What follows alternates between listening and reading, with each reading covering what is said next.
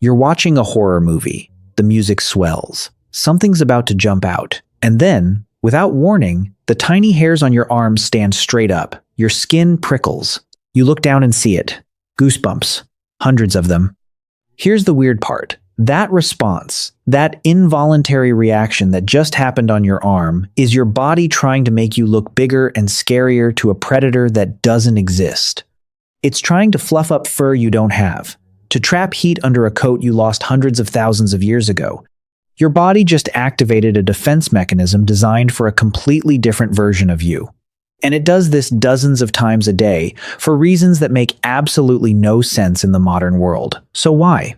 Why do we still get goosebumps? The technical term for goosebumps is piloerection. And yes, that sounds way more dramatic than it actually is. Here's what's physically happening. Attached to every single hair follicle on your body is a tiny muscle called the erector pili. It's microscopic, involuntary, and it has exactly one job: pull the hair upright. When your brain sends a signal, usually triggered by cold or emotion, these muscles contract. The hair stands up, the skin around it bunches, and you get that characteristic bumpy texture. In humans, this creates a temporary field of tiny bumps across your skin that disappears in seconds and does basically nothing useful. But here's the thing. We are the only mammal on Earth where this response is useless. For every other furred animal, piloerection is essential survival technology. Let's go back 200,000 years. You're human, but you're covered in thick body hair. It's early morning on the African savanna. The temperature drops. Your body starts losing heat. And then piloerection kicks in. Every hair on your body stands upright. This creates thousands of tiny air pockets between the hairs. Those pockets trap warm air close to your skin. Your body heat stays in. The cold air stays out. You've just created a layer of insulation without adding a single gram of weight. It's the same reason birds fluff their feathers in winter. Now imagine a different scenario. You're gathering food, you hear a noise, you turn around, and there's a predator, a big cat. Something that sees you as a potential meal. Your brain floods your system with adrenaline. Your heart rate spikes, and your hair stands on end. Suddenly, you look 20% larger. Your silhouette expands. If the predator was on the fence about whether you're worth the fight, that visual change might make it reconsider. Because in nature, looking bigger often means you are bigger. And bigger means more dangerous. This is why cats arch their backs and puff up when threatened, why dogs' hackles rise during a confrontation, why porcupines raise their quills. It's a universal language in the animal kingdom. I am larger than you thought. Recalculate.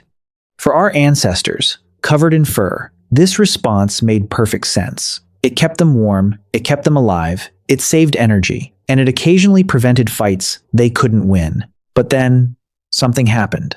We became the naked ape. Over hundreds of thousands of years, humans lost most of their body hair. The leading theory, as we talked about earlier, is thermoregulation.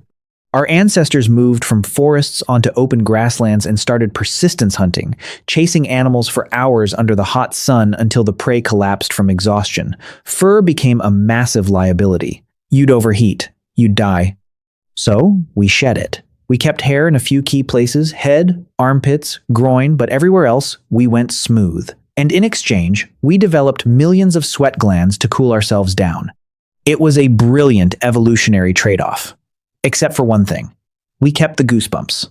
The erector pili muscles are still there, still attached to every tiny hair follicle, still wired into the same ancient nervous system, still responding to the same triggers: cold and adrenaline.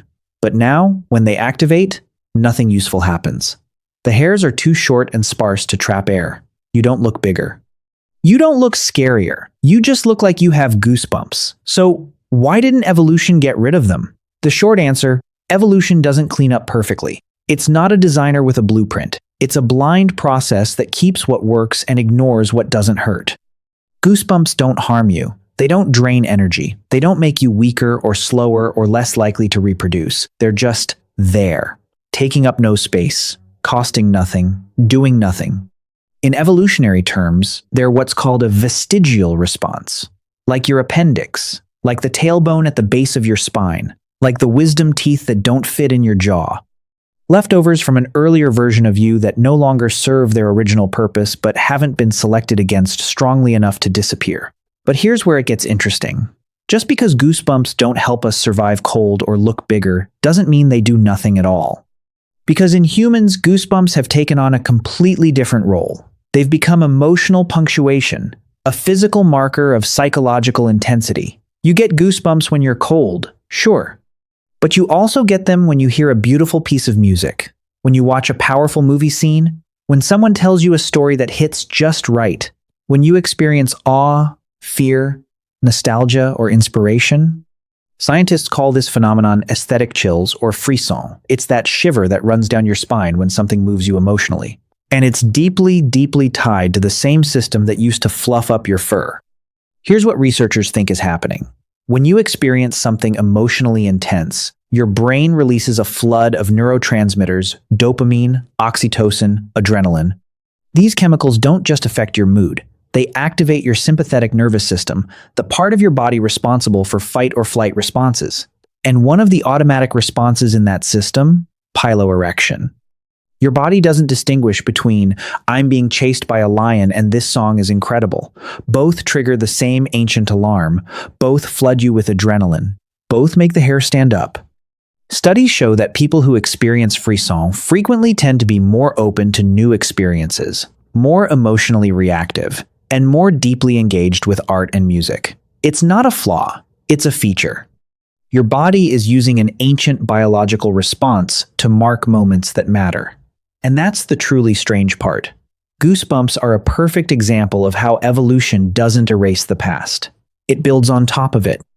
So here's the answer. Because we used to be covered in fur. Because our ancestors needed a way to stay warm and look bigger.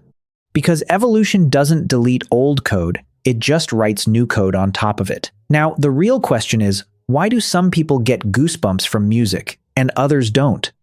That's a whole other story about brain wiring, dopamine receptors, and what it actually means to be emotionally moved. But that's for another video. Thanks for watching.